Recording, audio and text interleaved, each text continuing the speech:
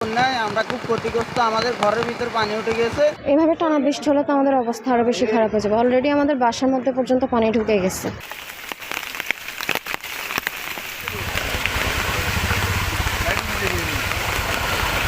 নোয়াখালী শহরের main জলাবদ্ধতার main কারণটা হচ্ছে ড্রেনেজ ব্যবস্থাটা।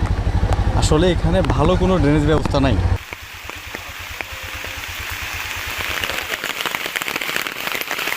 কালার এক্সপার্ট, জর্জ স্যাপ এবং মাইল্ড অন হ্যান্ডস টেকনোলজি সমৃদ্ধ অরিক্স ক্রিস্টাল ওয়াশ আপনার লন্ড্রি এক্সপার্ট।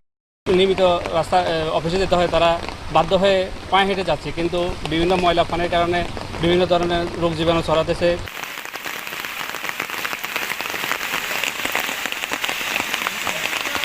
একটু বৃষ্টি পড়লে পানি হয়ে যায়।